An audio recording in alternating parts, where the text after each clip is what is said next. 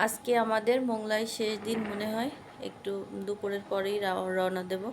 তো এই যে আমার মেয়ে হচ্ছে পুডিং পছন্দ করে, আমার ভাগ্নি সকালে পুডিং বানিয়ে রাখছে, আপাকে দিয়ে আপা বানাইছে। আপার হাতের পুডিং তো খুবই মজা হয়, দেখছেন কত সুন্দর। তো আপা হচ্ছে সকালবেলা থেকে রান্না করতেছে, আমরা চলে যাব এই জন্য। আর পুডিং বানাইছে সকালে। এই যে আমি মুরগির মাংস খিচুড়িটা শুধু আমি রান্না করেছি, আর বাদ বাকি সব রান্না আমার বোন একা একা করছে।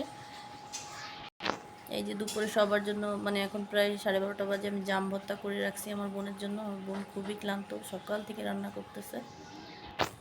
এখানে গুঁড়ো চিংড়ি দিয়ে হচ্ছে ডাঁটা শাক ভাজি করছে, মাছের ডিম ভাজা। এই যে শুধু ডিমই, এর ভিতরে আলু টালু কিছু না, শুধু কাঁচামরিচ পেঁয়াজ আর এমনি মশলা দিয়ে মাছটা ঝুরো ঝুরো ভাজা করছে। এখানে বেগুন দিয়ে পাতাড়ি মাছ,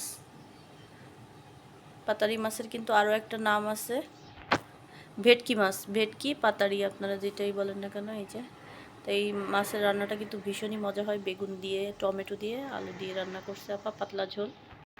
এখানে আবার আমার ভাগ্নি সবার জন্য চা বানিয়ে রাখছে, মানে দুপুরের রান্নাও হচ্ছে, আবার সকালের নাস্তাটাও সবাই মাত্র করলো। ঘুম থেকে অনেকেই লেট করে উঠছে, শুধু আমি আর আমার আপা। আমার আপা সবার আগে উঠছে, তারপরে আমি 9টা বাজে ঘুম থেকে উঠে আপাকে একটু হেল্প করে দিয়েছি। এখানে কিন্তু বিশাল বিশাল ট্যাংরা মাছ আপা আলু দিয়ে রান্না করছে। আর ট্যাংরা মাছ আমার ভীষণই পছন্দ। এই যে ডিমওয়ালা ট্যাংরা, অনেক বড় ট্যাংরা, মানে একদম বড় সাইজের ট্যাংরাগুলো, আর পেট ভর্তি ডিম দেখেন। তো আমার কাছে বড় মাছের থেকে কিন্তু এই সব মাছই ভালো লাগে, ডিমওয়ালা মাছ। আর আমি মাংসর থেকে মাছই বেশি খেতে পছন্দ করি।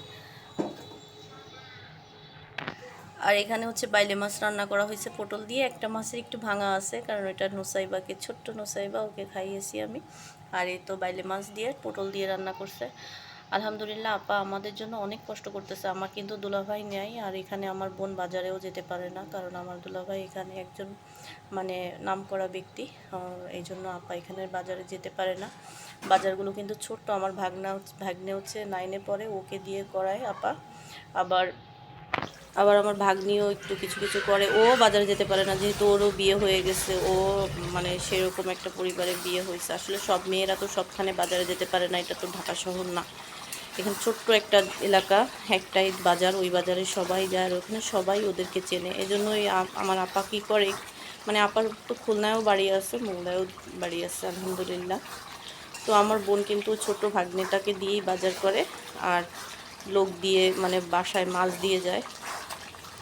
তো আমার মেয়ে জামাই আমি আসছি, আমার বোন অনেক কষ্ট করছে আমাদের জন্য, আলহামদুলিল্লাহ অনেক কষ্ট করছে। আমি তো কি বলবো, মানে কৃতজ্ঞতা প্রকাশ, আসলে নিজের বোন কি আর বলবো। তারপর যতই না করতেছি, আমার বোন একটার পর একটা রান্না করতেইছে। এই যে আমি দেখিও নি যে এখানে গরুর মাংস রান্না করতেছে, এখন আবার দেখি যে এখানে গরুর মাংস রান্না করতেছে, ওদিকে সে রান্না করতে করতে অসুস্থ হয়ে গেছে।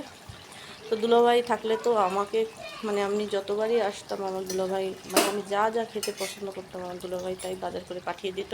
দুলাভাই বেশিরভাগ মোংলাতেই থাকতো, আমি যদি খুলনায় আসতাম ড্রাইভার দিয়ে পাঠিয়ে দিত। এখন সেই দায়িত্বটা আমার বোন করে আলহামদুলিল্লাহ। আর আমার ভাগ্নি, ও তো বেশি একটা বাইরে বেরোতে পারে না। তো সবাই ভালো থাকবেন, আমাদের জন্য দোয়া করবেন। আল্লাহ হাফেজ।